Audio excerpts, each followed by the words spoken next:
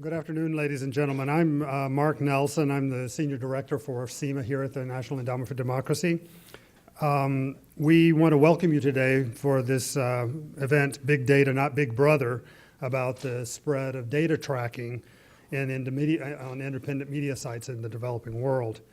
This event and the report that we released this morning looks at some innovative new work undertaken by one of our speakers, Aidan Ferdeline. Aidan collected data on 50 independent news sites in 10 developing countries and has drawn some really interesting and important conclusions about the implications for media development partners. So I am really looking forward to this discussion we're going to have today. This report is part of CIMA's work on the role of the internet and social media on the news and information environments in emerging and transitioning democracies.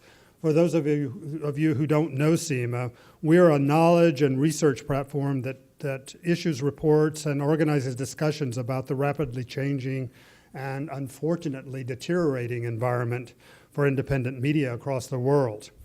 Our work on digital media and internet includes work on internet governance, digital media sustainability, and on the proliferation of disinformation. Our reports and blogs are examining business models for the digital age and how social media is interacting with traditional journalism and investigative reporting. CIMA's research is also helping to animate discussions that we hold around the world about ways to address these problems and to create independent news and information that serves the public interest and sustains democracy and human rights. We're also tracking how much international donors, both private and official, are spending on media development and have been leading a global rethink on this topic.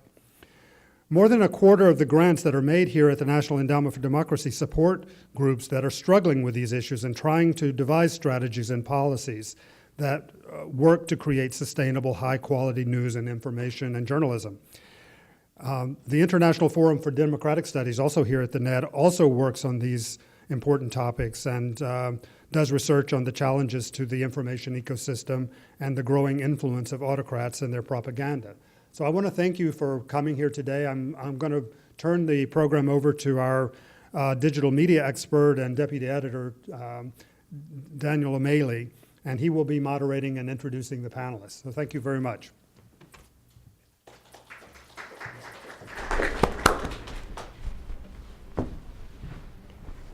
Great. Thank you, Mark. I'm Dan O'Malley. It's a pleasure to be moderating this panel today. I'm going to go ahead.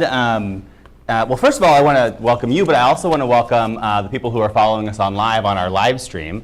And if anyone is here in the building tweeting or online, if you want to follow along, please use the hashtag MediaDev. I'm now going to invite our speakers up and briefly introduce them. Aidan Ferdeline is a technology policy fellow with the Mozilla Foundation, where he researches the ongoing development and harmonization of global data protection standards. He previously supported the Internet Society's global public policy team and was a researcher for the data and analytics group YouGov. Dr. Natalie Marichal is a senior research analyst at Ranking Digital Rights. She leads the Ranking Digital Rights methodology development process to expand the RDR index to include new company types and issue areas. And I just wanted to point out that the RDR index was released about 2 weeks ago, and we have some 4-pagers overviews of this year's index out in the lobby if you want to pick one up. And of course, all of the results are available online.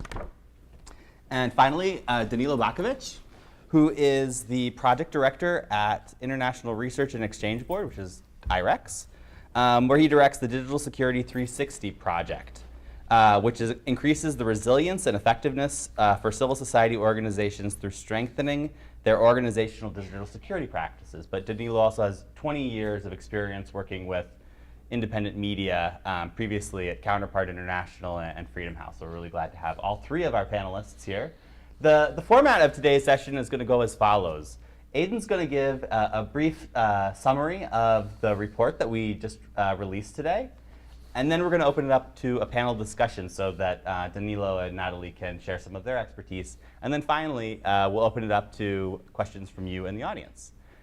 So without further ado, I'd like to invite Aidan to give us the rundown of the new report. Absolutely. Thank you very much. Good afternoon, everyone. Thank you so much for coming today. It's become something of a truism to say that our understanding over the past few years of privacy, data protection, and data in general has changed, but it really has. And something that we look at in this report is just how it has changed. It has become clear in many countries around the world that have recently adopted new data protection laws and regulations that these are meant to rein in the worst practices that of large tech companies and advertising networks, for instance. But there are also intended and unintended consequences in many of these data protection laws and regulations for independent media as well. And that is something that this report focuses on. And so there are essentially 134 countries around the world that now have data protection laws and regulations. And of these 134 laws, they really converge around a common set of 10 principles. And as more and more laws have been adopted, there's been not a race to the bottom, as you might expect, but actually more of a race to the top. And there are now 3 generations of laws that we can turn to. The first generation of laws is what is called Convention 108, a treaty by the Council of Europe in 1981 that has subsequently been amended. And that is sort of a baseline that the laws of all 134 countries adhere to at this point in time. There is a second generation law based upon the 1995 directive of the European Union that roughly 88% of these 134 laws adhered to. And then there is the third generation standard, which is the General Data Protection Regulation of 2016 that the European Union adopted, that roughly 30% of these 134 laws adhere to. And I mention this because there is similarities, a great deal of similarities between these 3 standards. And really the only variation is in terms of what recourse is available for where there is not compliance with the law. And I also note this because these laws are very similar, but also because I want to note that a majority of these laws are outside of Europe. And so while Europe has taken a leadership role in exporting, if you like, some of these concepts, a majority of the jurisdictions that have now adopted these laws fall outside of Europe and are mainly in emerging economies that wish to trade with the European Union. And so here you can see that while there is a small degree of variation in these laws in terms of who they're applicable to, in most countries they apply to both the public and private sectors, but there are a few notable exceptions to that. In China, China's current data protection framework applies to the private sector, but not the public sector. And similarly, in the US, there is a federal privacy bill that governs the federal government, and there is sort of a patchwork quilt of some states with their own legislation, but at the federal level, of course, there is not yet a more comprehensive framework.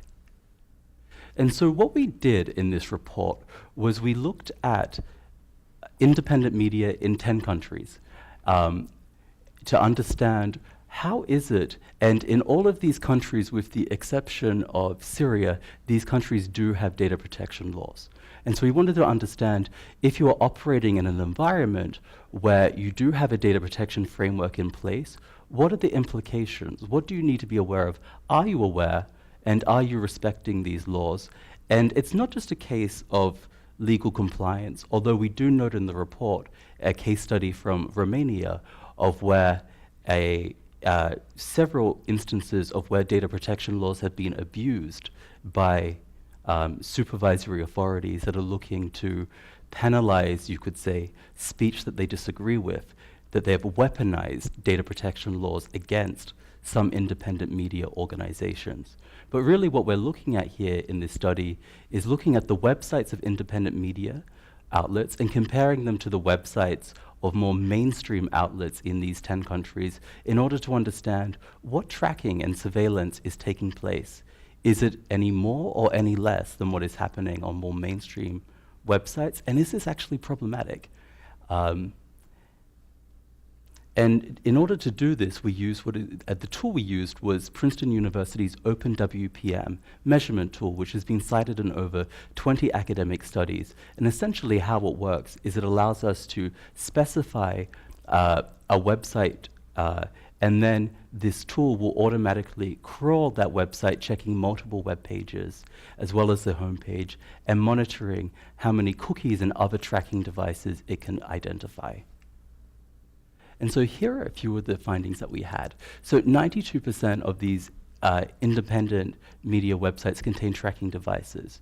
In terms of those that did not, it was largely Syria, and that is possibly because of US sanctions. It's difficult to say, but it is clear that the only location really where we did not see a significant amount of tracking was in Syria. We also saw that there were 167 unique companies that were monitoring the websites of independent media outlets, and we'll get to a few of those in a moment as to which companies have taken an interest here. And then we see that on one single web page on a news website in Nigeria, there were over 500 cookies. And we'll also touch upon this just very briefly in a moment, because it is not necessarily a large number that is intimidating. Ultimately, it depends upon what are these cookies actually doing, what data is being collected, for what purpose, who is using it. And so even if it was just the case of one actor, this would be problematic. But surely the case of 523 also raises some red flags that we might want to look at. And then we also see that, at least in the case of one independent news website in Ukraine, it was disseminating malware. And this malware was being, malicious software was being injected into the website through a third-party advertisement that it was distributing. And so this is clearly very problematic, particularly when the readers for some of these websites, these websites have very small audiences.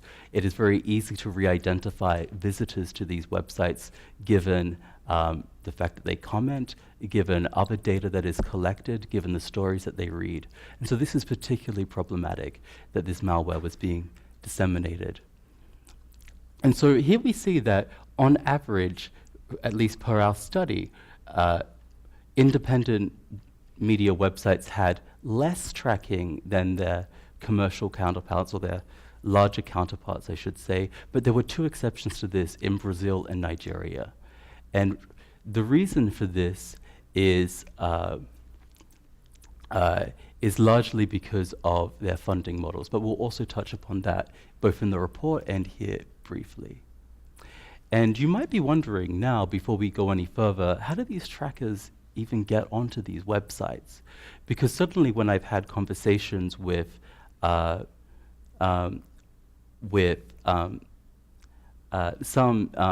some practitioners, they certainly are not going out of their way to convert these websites into tools for surveillance. So if you're wondering, how do they get there in the first place? And that's something that the report focuses on, is that they're not really coming from the places that you might expect.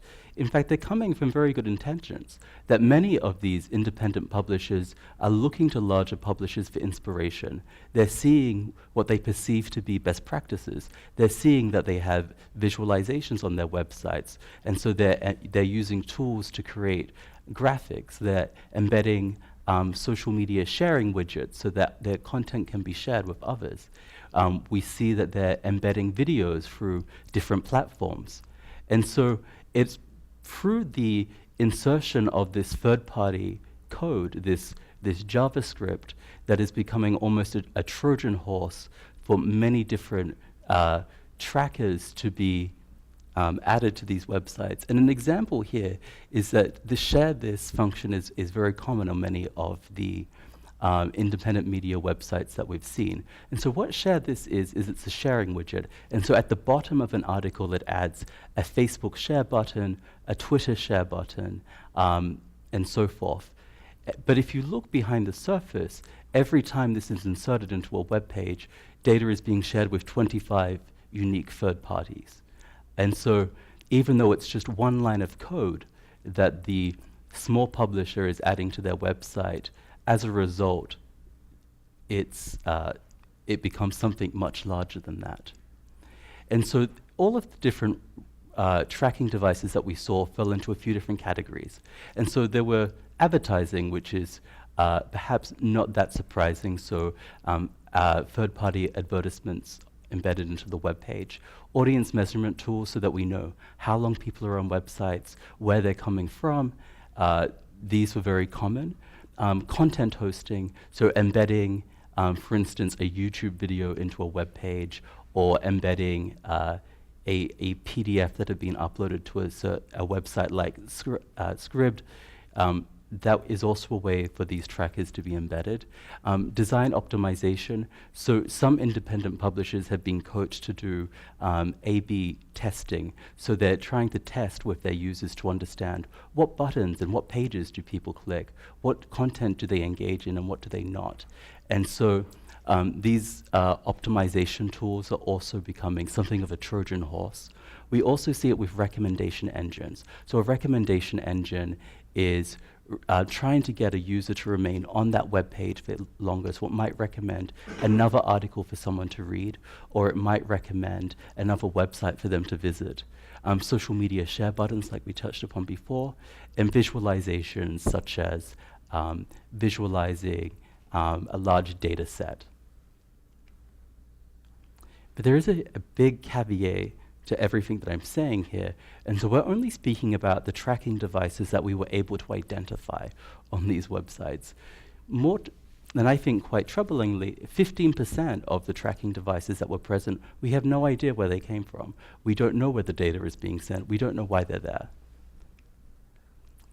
And one of the key findings that we have, and why there is sort of a catalyst for action on the part of independent publishers, is that users can't actually protect themselves here. So in what we've shown is that not once did we actually, in carrying out this study using the Open WPM tool, we didn't consent to any of these tracking devices being present. So this is what has happened in the absence of consent. And I did actually rerun the tool, consenting manually to see if it changed the results, and it did. And so even in the absence of consent, this tracking is widespread, it is common, and it is taking place. And so that is really troubling to me. And I think it's something of a common misconception that users are able to protect themselves, because clearly they can't. Because even if a website visitor makes a conscious decision not to consent, they are still going to be tracked here. And at the same time, what we also show in the report, which I think is very exciting, is that privacy gains are possible, and they're not hugely challenging in all cases. And so we offer some suggestions on how some of these third-party tools can be replaced with what are called first-party tools. A first-party, you're keeping it internally to your organization, the data. You're moving to something that is self-hosted, or you're moving to something where you have more of a contractual relationship, so you understand what data is being exchanged and for what purpose. And so these privacy gains are really out there and available, and often not very expensive and not necessarily much more difficult than deploying these third-party tools. But we do have a scale in the report that shows, and it is somewhat subjective, whether it is an easy or a difficult transition to move to this first-party tool rather than the current situation. And ultimately, what we're looking at in this report is two aspects. One is so why is this tracking problematic? Why does it actually matter? And why it matters is for two reasons. From a human rights perspective, this is really important because these are small publications with small audiences that can easily be re-identified, often publishing material that is very unpopular, or that goes against the status quo. And so it is very important, I believe, for independent publishers to be working to ensure that the privacy and safety of their readers is not jeopardized.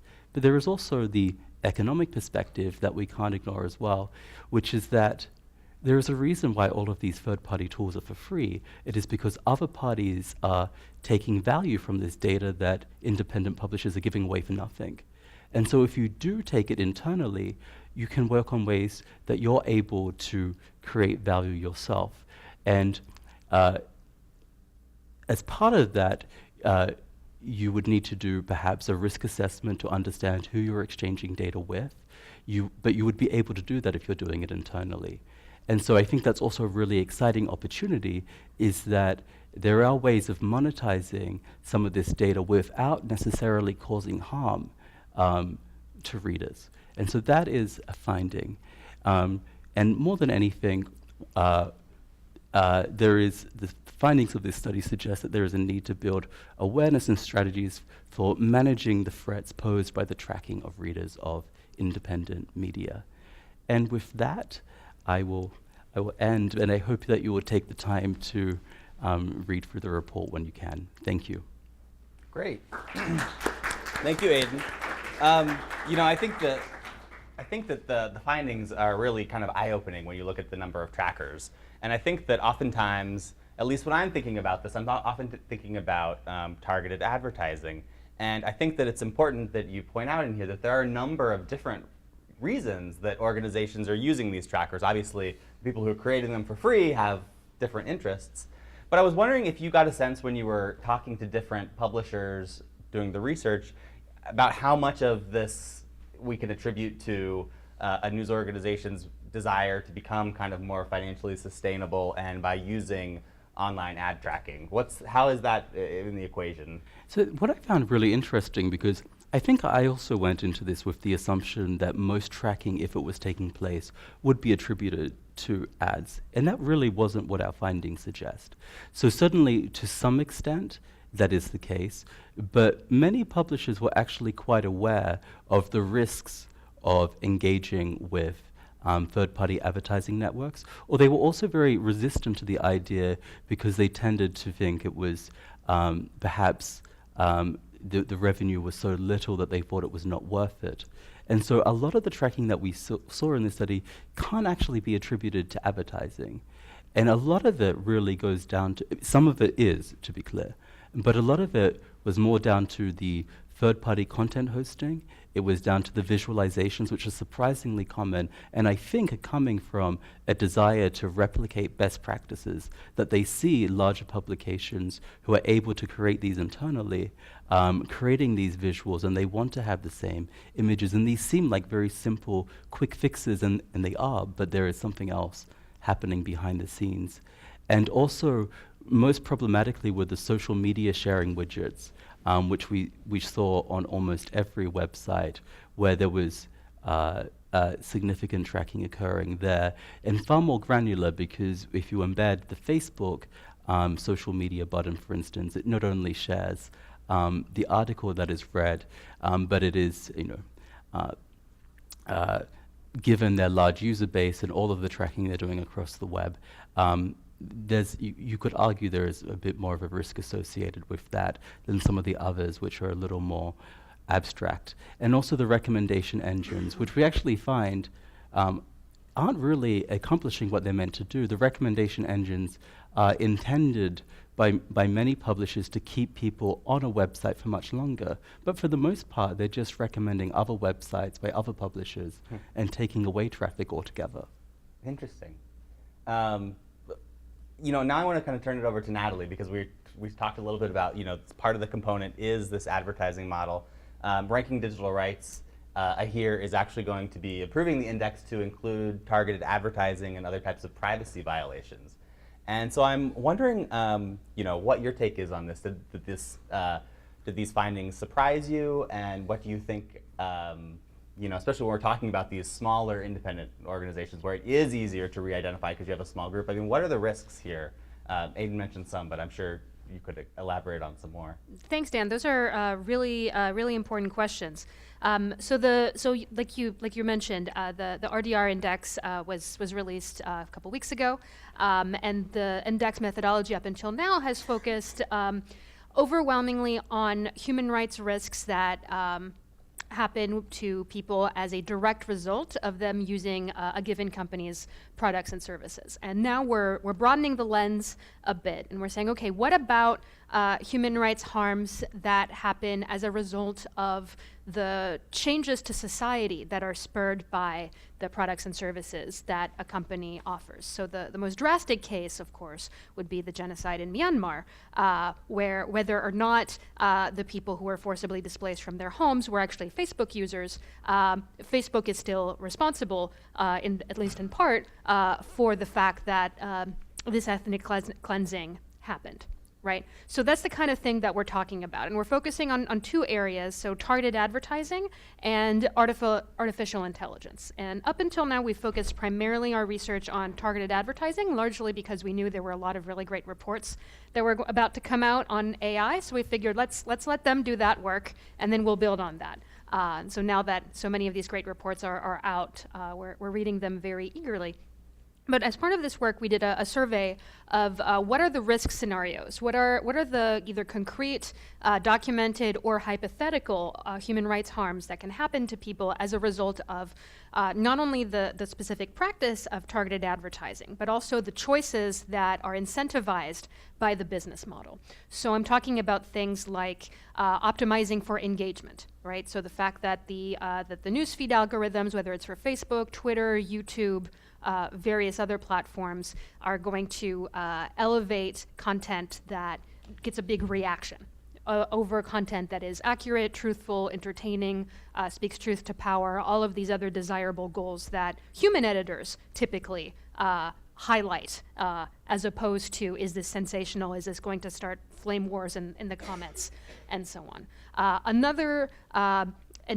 there's, what was interesting with this exercise is that we didn't have to extrapolate to hypothetical human rights risk scenarios. We were able to use it to build a document, which you can find on our website, that links to specific documented cases, all from the past several years.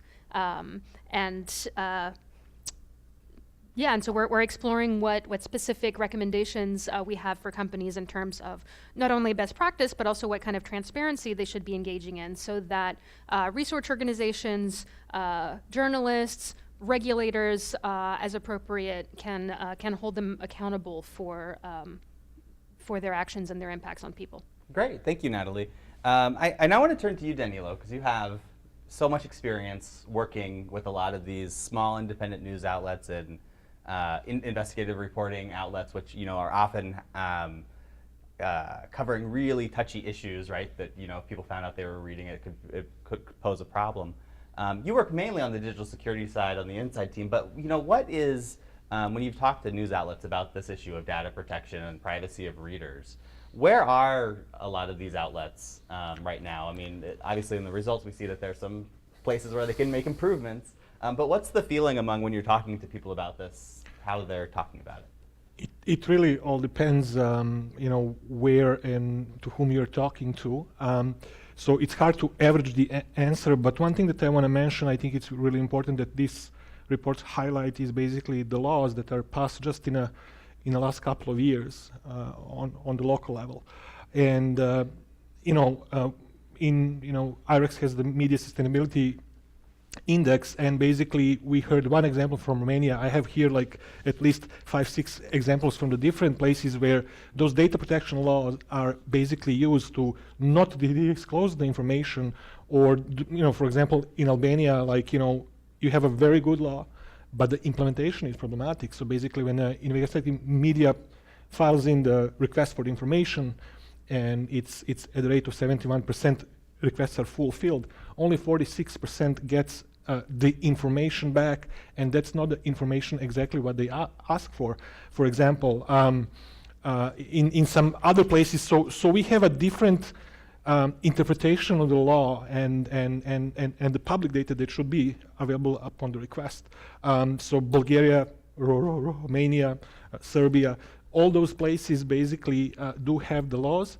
Some of them are under the GDPR. Most of those laws that are developed recently are heavily influenced by the GDPR, copy-paste or with some exceptions. So I think that's the first problem for those outlets to begin with. Second problem is the game of the resources. While they're very good at their work, what they do, the problem is what technical knowledge they have, how big of a team is, to basically pay attention to some of those things. We do work with them on the security side, means communications, data protection, etc., not exactly advising on the privacy policy and all the things, but now, I mean, being on this panel, this is something that I'm seriously considering, that although there are legal liabilities and things that can be transpired, but at least on the awareness side, we can play a really good role. Our IREX's Serbia project, basically, Serbia actually adopted the law in last year, 2018, and it's going to go into effect this August of 2019. So our colleagues with the Share Foundation there did amazing work and basically issued, although in Serbo-Croatian or Serbian or whatever you want to call it, a very nice guide for basically media outlets, basically that walks them through the law, the GDPR, the local law, and then basically the things that they need to pay attention to. Now, when we talk about in that concrete example, in 70% of actually the research about that publication, there were 70 news outlets that were kind of a canvas, and almost all of them use the targeted advertising. Basically means that when this law gets into the effect, those outlets do have the responsibilities according to the GDPR and the local law. How much they're equipped when we talk about, so we have a different type of the outlets. Again, I would say the ones that have a longer time experience basically working with the troublesome authorities, they are fully aware and they know what risks they're getting into, and that can be a tool against them. Now the question is what the resources they have, because honestly, just looking for the economic perspective, it's a huge economic blow for the media, small media outlet to implement all of this, to have a dedicated person who is going to, take care to basically, really check all the boxes in order to be compliant with all of this. So that is the problem, and I see that as a problem, that basically not all of them will have enough resources to address those. On the other side, again, I saw the ones that basically do know what's coming and they have dedicated personnel, they already underwent the risk assessments and all the things. Some of them already implemented the data encryption where they keep different types of the data. We are not only talking about the ones that are unwillingly taken from the readers, but as well the database of the subscribers, donors, I mean, name it, mailing lists, etc., etc. So it's hard to average the answer. I'm sorry, but I see that is going to be problematic with the vast majority of them, basically to comply. One of the critiques of the GDPR and other data protection laws is that in the end, while it's about kind of preserving individual privacy, it favors the large incumbents in the space because they have the resources and the ability to comply and to be able to take advantage of this. So this is kind of a question for all three of you. Is this something that we're going to see in this space? Is it that maybe, and if we go back 10 years in the future, we see a fewer number of trackers, but we see they're more concentrated in some specific ones, and we're actually kind of they're gaining, I guess, market power, or so to speak. How does this affect the advertising industry, but also just the media that depend on it? Yeah, I would caution against taking that argument at face value. It's one that we hear a lot from Google and Facebook and Amazon's lobbyists, and if only for that reason, I would take that with a big dose of salt, right? Because the truth is that if implemented and enforced the way that it was written, the GDPR is an existential threat for their business models, right? For those of you who are familiar with Shoshana Zuboff's work on surveillance capitalism, GDPR and similar data protection laws are a bullet to the heart of the targeted advertising ecosystem, which then turns from just the targeted advertising and the AI piece really go hand in hand and build on each other, just as Zuboff's theory explains, because the targeted advertising is the pulling of the data, the collecting a behavioral surplus about people to figure out and predict what people are going to do on the basis of that data. The AI bit is the nudges, is the trying to control people's behavior, or at the very least inspire it. Because when you're placing bets on people's behavior, right, I bet that you're going to click on this ad, I bet that you're going to make this purchase. What's the best way to win a bet? It's to bribe the bookie, right? And that's exactly what's going on with a lot of these AI systems, right? Whether it's content recommendation systems, whether it's automatically priced offerings, right, that are any kind of personalization. When you hear personalization, I want you to think discrimination, and I want you to think surveillance, because that level of personalization is, again, only possible because they know things about you, or at least they think they know things about you. To my mind, it's not really that important whether the things that they think they know are accurate or not.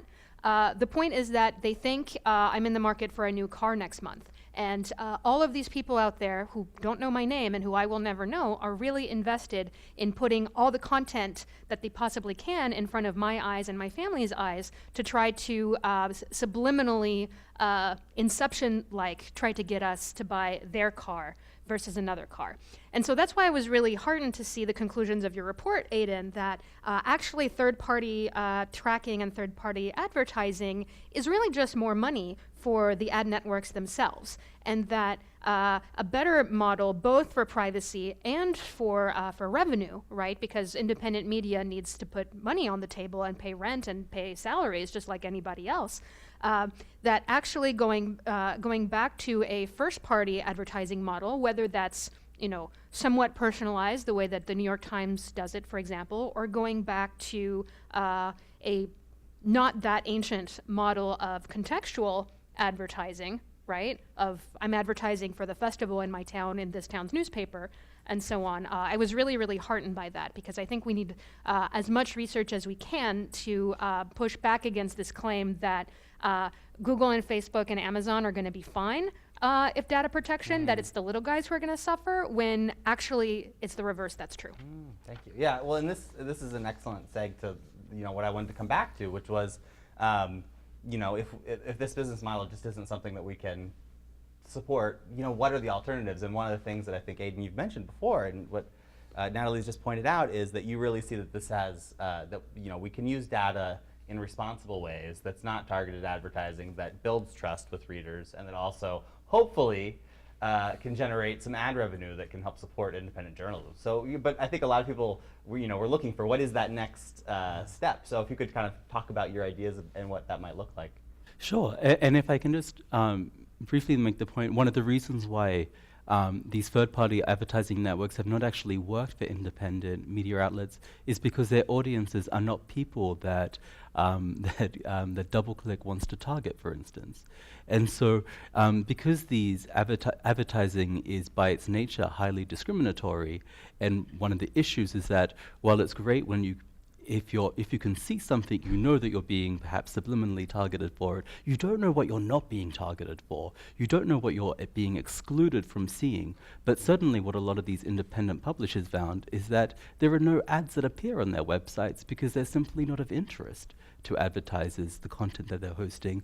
And that could be because of the language that their content is in, is not necessarily what the advertising network's inventory is full of. And so that is not going to be sustainable. And it hasn't been sustainable for them. Funnily, Microsoft also makes the opposite argument. Microsoft makes the claim that they are disproportionately burdened by the GDPR because they never had to comply with, they were always subject to data protection regulations, but enforcement was never there. And so they developed products over a large period of time. And then the cost of compliance later was something like, it was in the billions of dollars for them to adhere to the GDPR. And so they've made the claim that for smaller entities, it's very easy to comply with data protection laws because you can create a new entity from the beginning or a new product. You can have privacy by design. You necessarily have a smaller user base, so the cost of compliance is significantly reduced.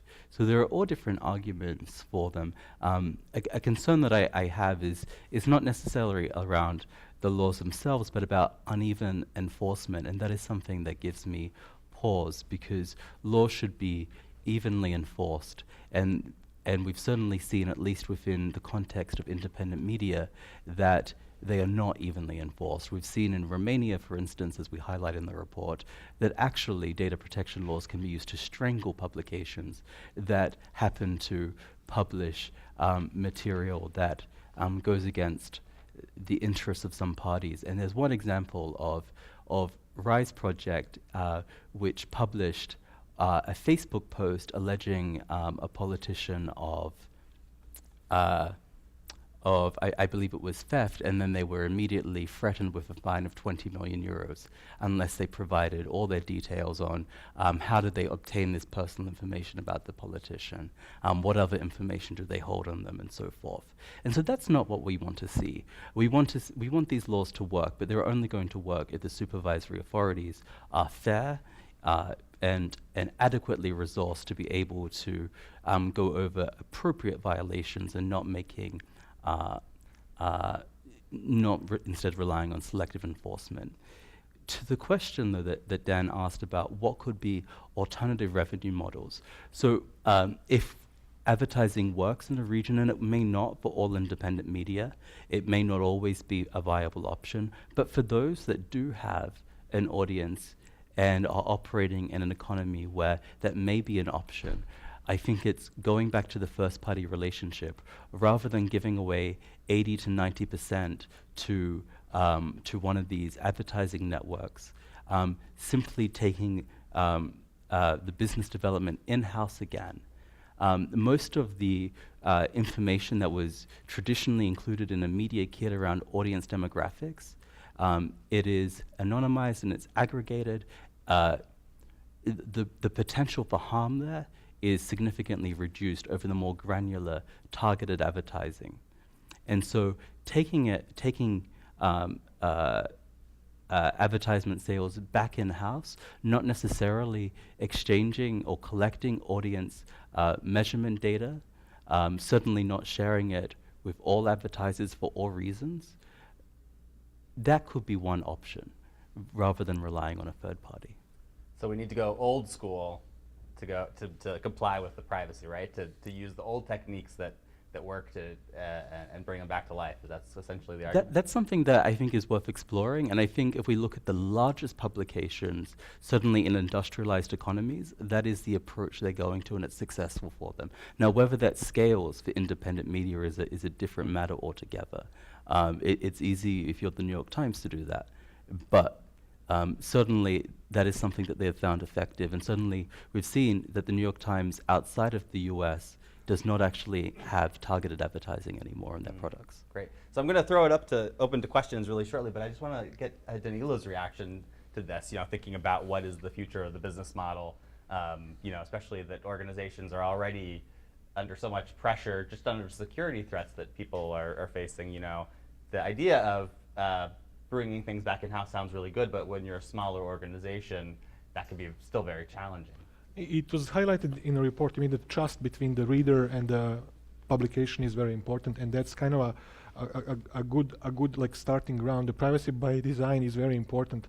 So if those media outlets do think about that, and basically what's going to the third parties through the ads or trackers, I think that is a capital for them. They do have a dedicated readers. So starting from that, that's one thing. Then second, being honest with your own reader, basically being very explicit. Let me just ask, how many people here reads the terms of service when you go click next, next, next? Can I get the hands up? Okay. Wow. So same goes here. Audience or the readers, they don't have a technical knowledge to go into the depth of the privacy policies and all the stuff. So those media, they need to be very explicit, simple, and explain what's happening with their data. First of all, it's that trust building. Second of all, they are compliant with the new laws. So that's kind of a foundation, kind of a ground. Subscription model or semi-subscription model for the certain content. Again, it's not one size fits all, depends on the market. Most of those media, or especially in the places where media are kind of struggled by the economic models, the country that I'm coming from perfected that, Hungary, for example, or Serbia. Media are free, but economically they're strangled. you try to survive on the media market as an independent one, you're in a big trouble, because ads are not coming to you. I mean, private businesses will not put an ad there, et cetera, et cetera. So it all depends what context we're talking about, but this is something that they at least can do. If they deploy trackers, they need to know, or third party, be explicit about it, why and to what purpose. Like maybe in the future, if they deploy the third party, they need to know, or they need to get into the agreement with the third party about, or at least being very explicit what is happening with the reader's data. I think that that's fair. Talking about like, silver bullet, like revenue is important. I think it's in some places it's going to be extremely difficult, but I think, like subscription model, kind of a paywall, it's not but it can be. Maybe specialized publications for the subscribers that basically they can cater with their particular content. So all those are kind of things to be explored. Now it all depends. The bigger you are, things are a little bit more easier for you. The smaller you are, the things are much graver and bigger. So people in the room that deal with the media knows what it means. So, but yeah, that's kind of what I would say. It is very important to basically try to move the things in a little bit different direction than now. Just let's generate the revenue from the ads, which in true is not the main source of revenue anyway for those outlets. But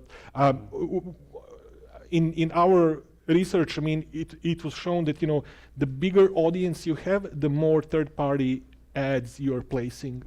That's kind of was the scale that, at least in the Serbia example, like the bigger audience you have, you tend to place more of a third-party content that basically generates your revenue.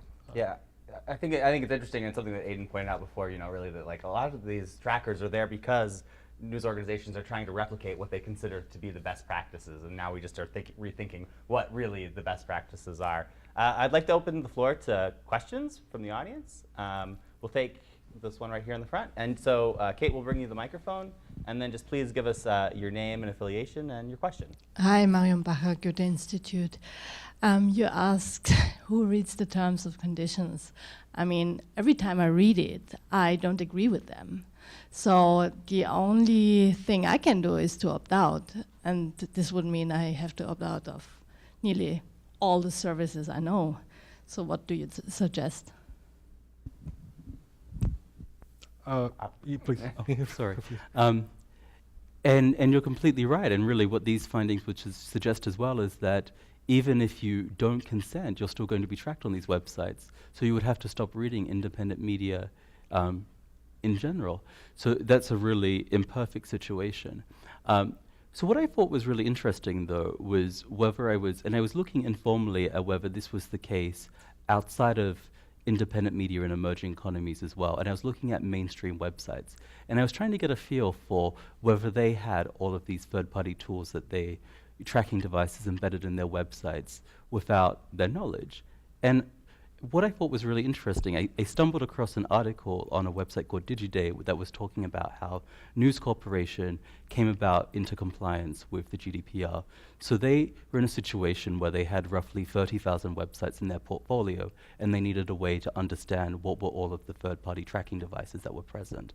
And so they developed sort of an encyclopedia of cookies so that they could understand all of the different tracking devices that were present and whether or not, and they did their own internal risk assessment as to whether that was something that on balance they were comfortable with, whether they thought that would present some liability to them, whether that was entering into a co-controller relationship. And they spent many millions of dollars developing this. They keep it all internal, and they don't share it with, with smaller publishers, unfortunately. But so there are certainly strategies that larger publishers have done to be able to take back control over what is happening on their websites. And something that I would really like to see, and that I think would be a great help to independent media, is a similar service, so that they are able to, rather than this being a complete black box as to what is happening on their websites, being able to have a specialized search engine or a tool like this one, where they can understand what is present. And so then they would be potentially in a position where you would be able to visit these websites and not be tracked and not have to be asked in the first place to consent or not to this taking place. Because ultimately, if you just want to read content, why should you have to? Why should that entail your personal and sensitive information going to a wide array of third parties that you have no interest in engaging in?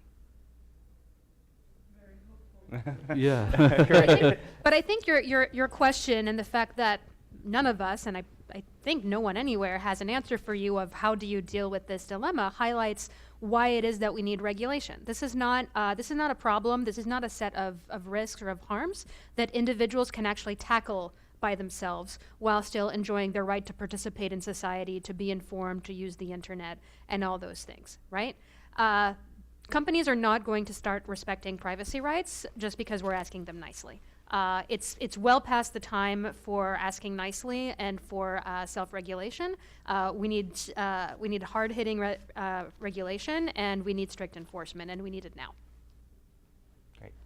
Okay, we have a couple more questions. I think, should we go ahead and take these two right here? Take them in a group? Yeah. Anuradha over here. Thank you for the presentation and the discussion so far. So I had two questions. One is around, my name is Anuradha Thakur. I'm the research director at the Web Foundation. So my first question was around a trend that you see in a lot of countries around media consolidation. And what impacts or relationships do you think competition policy might play in these kinds of practices or business practices among different kinds of media outlets? And then secondly, maybe a more minor question with regard to the research. Most people in the world access the internet via mobile. To what extent does access it via a mobile browser or other kinds of devices or other interfaces restrict or expand the kinds of risks that they might be exposed to on this with these kinds of trackers? Thanks. Okay, look. And then over here.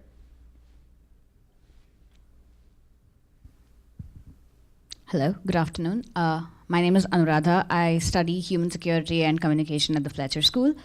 My question is mostly directed towards what you mentioned, actually, because I'm writing my thesis on that, actually, on how misinformation causes like genocide and war crimes and that kind of thing. I wanted to know, so yes, there is something we can do about these advertisers, but so if I like reading content about something, and I keep on, because of that, I keep getting these like updates, and my newsfeed is filled with the same kind of content. And a lot of it is this sort of hateful content. And it's not that I don't want it, I do enjoy reading it because of who I am as a person. So, but it's not accurate content, it's not correct, it's the general misinformation, it's in that realm. So how do you stop that? How do we stop media houses from doing that? Could you clarify that question? I don't think I understood it exactly, but you're talking about the content that like, for example, I just read an article about how all the Rohingya are taking away all of my land, and so I was like, oh my God, all the Rohingya are taking away my land. So I want to read more about it, and then I get more similar content which is not true. So this is in advertising, and this is not something that I don't want. This is something that I'm interested in reading now, but it's not true. And how do we deal with that aspect it's my question. Okay. Great. Any responses to any of those? Yeah, three does questions? someone Yeah. want to talk about the market angle? Yeah? Dhanaraj, your question was well outside my field of expertise. Exactly. So all I have to say is that those are great questions. Somebody should study them. Yeah, yeah. I mean, I think they are great questions, interrelated in terms of, especially key to regulating the tech companies, as we're seeing the vertical integration of all these different levels, and so how that would interplay with the data economy is be fascinating to think about. I can address maybe the second question about the mobile. I mean, on the computer you have some autonomy. On the mobile you have even less. Either you, first of all, you start with the model and who is the manufacturer, what is the operating system on the phone. On a computer you can choose and you can reinstall and play and do whatever you want. On a mobile you cannot. Second is your mobile provider that connects you. You go via that infrastructure, and all your traffic, everything that you do goes via that. So there is much more higher data collection happening there. start with the geolocation and many other things. Then we go to the apps for the particular news outlet or particular tool that you use. When you turn on that app, what type of the tracking devices or what type of data those apps basically collect. Before you install app, you have clearly the things that they list, like, hey, this app requires. So if you have like if you have a game that wants access to all of those phone features, I don't think it's a good thing to install it. But anyway, people do click next without reading that. I think that's extremely important because most of those apps do ask more than they need. So it requires some self-education on our end, basically, and being careful what do we install on the phones. Yeah, and what I would add to that is that I think Google and Apple, as the gatekeepers to the app ecosystem through the Play Store and the App Store, have a responsibility to make sure that they're keeping malware, and I do consider excessive data collection to be malware, off of their app stores. Now, in the Android ecosystem, it won't solve everything because you can still sideload apps, but it would certainly reduce the availability and create incentives for app designers to only collect the information that they actually need. So as to the second question brings us into the global debate we've been having and are going to continue to have for the foreseeable future about content moderation.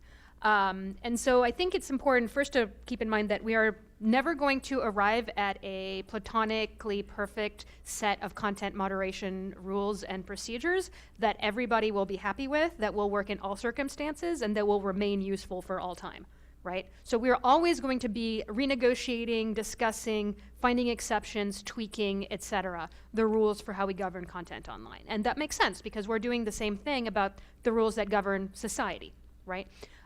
When it comes to, so your question brings up a couple things. One, it brings up the question of filter bubbles, or what I call platform rabbit holes. You know, you start reading about one thing and before you know it, all you get is like recipes for, you know, souffles for 2 weeks straight.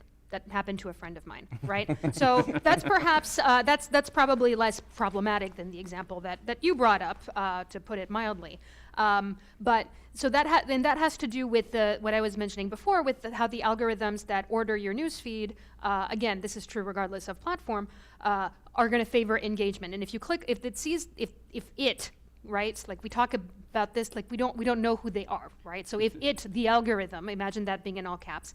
If it comes to know that you're interested in souffle recipes or hate speech about a minority group, once you click on it a few times, it's going to keep sending you that more and more and more, and often becoming more and more intense and inflammatory. And the New York Times report from a few days ago about how YouTube's algorithms took it upon themselves, right, and were using this language that imbues them with agency, right, which is a whole other question because they don't have agency, they're computer programs, that compile clips of children wearing little clothing, right, and none of these clips on their own were meant to be inappropriate, but put together, the algorithm just did this because there were enough people using the platform who click on those types of links in close succession that they were just like, oh, these things go together, let's put them together, in the same way that you would put together clips from a sports game or something like that. So that's the first element. And then the second element, going back to content moderation, has to do with the responsibility that a company has before it launches a product or enters a new market to do a thorough human rights impact assessment of what are the likely and worst case scenario impacts of their going into that market. And there's all the evidence in the world to demonstrate that Facebook did not do its due diligence when it comes to launching into Myanmar. And now, of course, when it comes to an internet service, what does it mean to enter a market is a thorny question. But the point is that when restrictions on internet access and much of the censorship in Myanmar was lifted, and Burmese people started signing up to use Facebook, First of all, there was no information actually available anywhere on the platform about how to use Facebook, the community standards, how they're enforced, how you can flag inappropriate content, and so on. None of that was available in the local language. So that's the first problem. The second problem is that, for reasons that are too technical to go into, the script that Burmese is written in was not machine readable at the time. So no kind of automated content moderation was even possible because it just wasn't machine readable.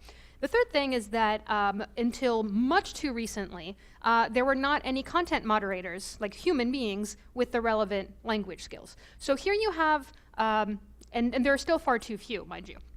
And so then you have the situation where you have a poor country with low media literacy, where the rules governing society have just been completely changed by a rocky democratic transition. And on top of, and you provide this Tower of Babel where people can just communicate with each other and say whatever they want without any kind of a shared understanding of what is acceptable public discourse about how we interact with each other in public. And nobody to moderate, nobody to adjudicate, no way to exert any kind of control or oversight over that. And the result, of course, was a genocide. And I'm not convinced that the people who needed to learn that lesson have learned it well enough. You were going to add something, please. Yeah, I wanted to ask a follow-up to it. So Myanmar, it's fine. I mean, but we also see this happening in like countries with I would say arguably more robust laws. Like it happened in the U.S. Absolutely. Yeah. The reason that I bring up this particular example is because this to me seems like such a clear-cut case that anyone with any ounce of political and media development acumen should have been able to see, oh, this is a recipe for disaster, right?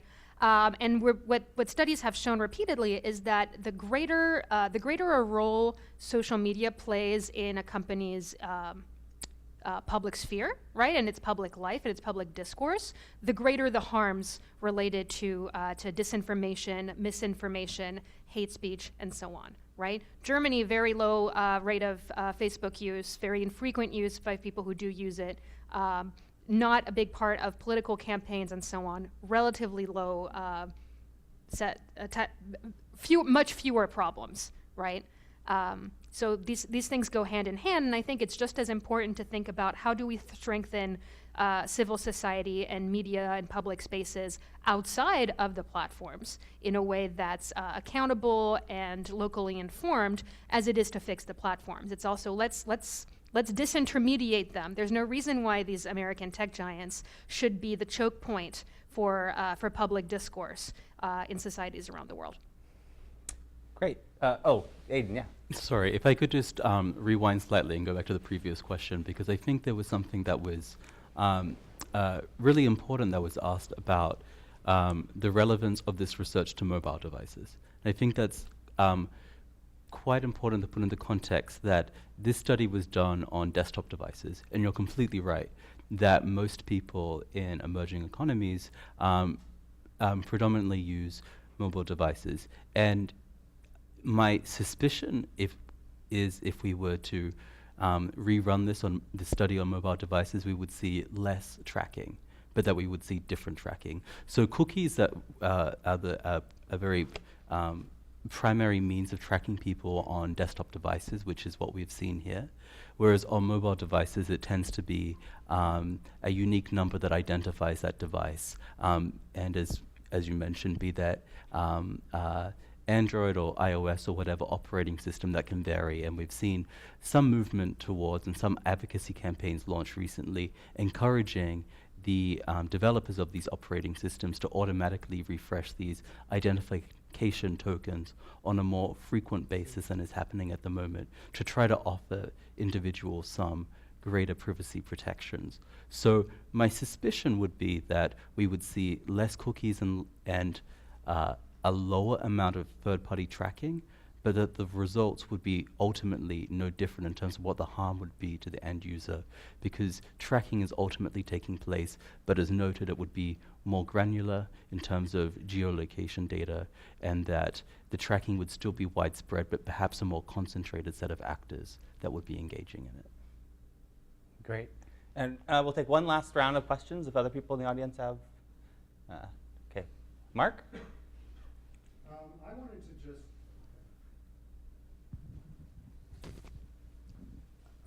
I think it's really interesting the implications for the media development community that come out of this work. I mean, I think it's really very fresh and interesting perspectives that came in this report, and we're really delighted to have it. And I think the panel has been really fantastic in the analytical side of it.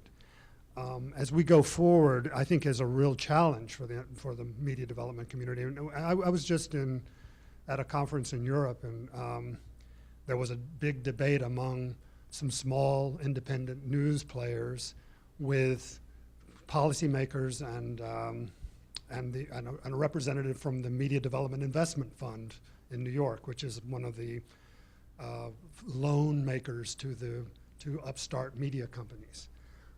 And the debate started off about how small companies, how small media organizations often get hooked on Facebook as a first, the sort of the entry drug into this ecosystem that they think, oh my God, I'm getting more and more of my audience from Facebook.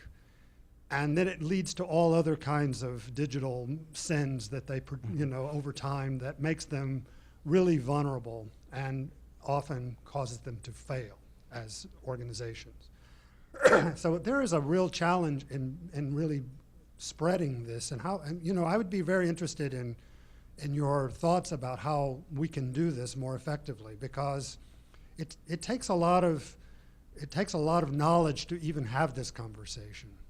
The people who are relying on Facebook to increase their audiences, the big complaint that they have is that overnight Facebook will change the algorithm and their audience disappears. And the people from MDIF were basically saying, stay off, avoid going down that rabbit hole. Don't depend on building your audience through Facebook. Also, develop your own tools for capturing your audience data. I mean, it's really what you're arguing as well, first party. And these guys were just saying, I don't have a clue of how to do that. I don't know how I would ever manage to do this. Because like one guy there runs a 10-person news site in Senegal. He was at this conversation that I'm talking about. It was just a few months ago. And he basically says, I just don't have the expertise. So is there some way that we could think of doing this? I mean, one of the things that could always be really reassuring is, and this is what the MDIF person was saying, is that if you click on these terms of reference or terms of agreement or whatever it is, that it says something like, we do not share your data. We do not take data that, when you start to see that, then you start saying, man, I can trust these people. And that can be a marketing tool. But this is going to require quite a lot of building capacity and building knowledge. I don't know if you have any thoughts on that, but I just see it as really an important debate right now and along with regulation. And maybe regulation is the only way to get there, because maybe it's just not possible to tell everybody how awful this is. Great. Any reactions to that? And I also think that we need audits, because I think if you ask many independent publishers, they probably think they don't share data with other parties. And then if the reality is going to be quite different because you're unaware as to what has been injected into your website for the use of these third-party tools, that's problematic. The other issue, however, is that GDPR consultants can earn thousands of dollars an hour, and there's not a great deal of interest in sort of the philanthropic sharing of knowledge at this point in time. It is quite lucrative. And so no easy answers, but certainly something that I agree that we need is there needs to be capacity building. And how do you do an impact assessment yourself? How do you understand what is actually taking place on your own website? What are the risks involved? You're completely right. If you're a small organization, this is not going to be your first priority. This is why people are turning to these third-party tools. It's one line of code. It's very simple to deploy. But something that we have tried in this report is to offer some alternatives to the most common third-party tools that we see, some ways of bringing it in-house. And so it's not going to be an easy migration for everyone in all circumstances. There is still some degree of knowledge and upkeep that is going to be required, and possibly cost. But ultimately, I think that is where the support is needed. How do we get some capacity building or workshops got underway to teach people how that they can stop relying on third parties and identify appropriate first-party solutions that they can look to deploy themselves. And I want to give the word to Danilo, who probably works more closely with news outlets. You already mentioned the guidance that the Share Foundation and IREX have worked on, but they did, for example, one thing that is as well extremely useful, kind of a three-part click next and basically guide through the questionnaire and providing the definitions below.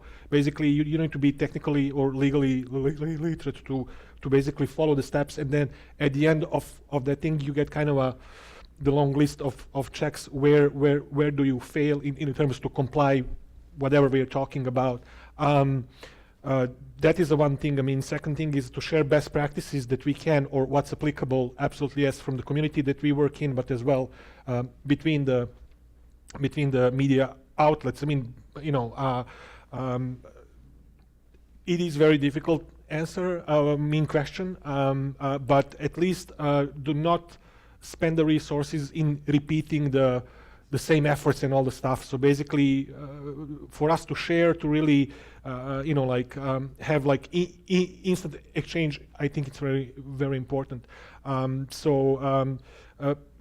I definitely, what I said before getting to the stage here is that we do security audits, but this is something that basically, although my colleagues, they're not from this field, their tech is dealing with the security things, but I think at least what we can do on the awareness side definitely can add that as a part of our work when we work with the media outlet, basically just on the awareness side, basically try to see and exactly show the organizations, do you really know what's happening? I mean, I'll give one example. If you're a small media outlet and you go for the new website to be built, and the developer will listen to your needs and they will try to project like your growth and all the stuff, they might put something that you don't know. I mean, if they don't tell you, they might include some of the tracking things that you are not even aware. And it's there good because it's accepted, it's a global practice. So they will, for the future need, and you don't even know, and you might be uncompliant because they didn't come across. Again, we have a big task to fulfill, but for example, very practically speaking, like that's something like awareness raising. I think it's extremely important. Again, unfortunately, I think that the game of the resources is not tipping to our favor, and but at least those are kind of some things that we can do. Yeah. I think probably the most compelling thing for like an organization like that would be once we have an example of an organization who said, we did an audit, we found this, we turned away, we did different things, and things started gaining traction. I think if that were to happen, you'd see other people follow. And on a side note, I think it'd be a really interesting future project to see how did those 538 trackers get on that Nigerian website? Because I think that what you're talking about is probably a case more than something else. So, but we're going to wrap up now, but I just want to really thank our panelists. This has been a really interesting conversation. I've learned a lot, even as a moderator. I think so often in our field, we focus mainly on the internet governance and tech policy issues that focus on content, because news media is constantly producing content, and content moderation is really important. But there are these other aspects, like data protection, that affect news media in ways that we hadn't thought. Even in this report, we found out it's much deeper than just the advertised tracking. So I think it's really great to kind of talk about these issues and unpack how these global debates are impacting the types of news organizations that we care about. And I really thank you. Let's all thank our panelists, and I'm sure they're around to stick around if you have any other follow-up questions. Thank you.